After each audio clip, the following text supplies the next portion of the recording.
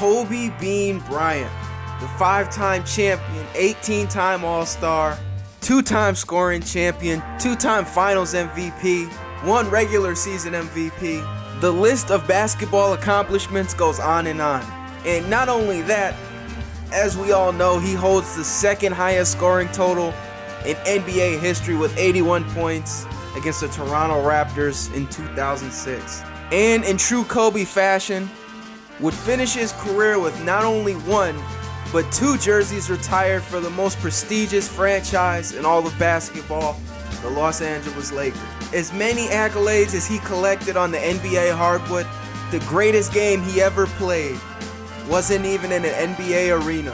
But in the summer of 2002, shortly after Shaq and Kobe finished their three-peat defeating the New Jersey Nets, Kobe would take his talents to New York, and more specifically, Rucker Park. And as I'm sure most of you know at this point, Rucker Park is the most iconic basketball court outside of an NBA arena. More than a handful of NBA legends have stepped foot in between those lines at Rucker. All the way from the likes of Kareem Abdul-Jabbar, Wilt Chamberlain, Dr. J, Julius Erving, Earl the Pearl Monroe, and of course, Kobe Bean Bryant. And even amongst all of those names, all of those NBA legends, Kobe Bryant, in the history of Rucker Park, is the only NBA champion to step within Rucker while hoisting the NBA championship. So as you could imagine, his presence alone was a surprise to everybody at the court that day. So with that being said, excitement and anticipations were high, but Kobe, being the basketball player he is, definitely wasn't going to shy away from the spotlight or disappoint the crowd that day. And in his Rucker Park debut, he put on an absolute show. It's been a dream, y'all.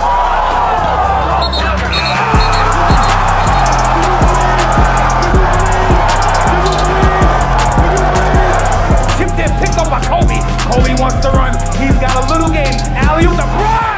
Yeah, baby. It's always big in the park, but today, Kobe Bryant coming to the park and do it. Kobe, guarded by Byron. His dream come true, but not to get that done. Not to get that done on national TV. Imano, turn around, baseline, body, yeah, yeah.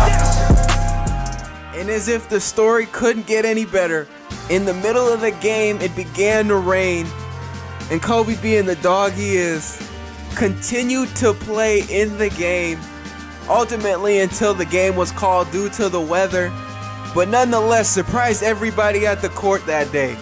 Who would have expected a 3-time NBA champion, an NBA Hall of Famer at that, to continue playing outside and in the rain at Rucker Park?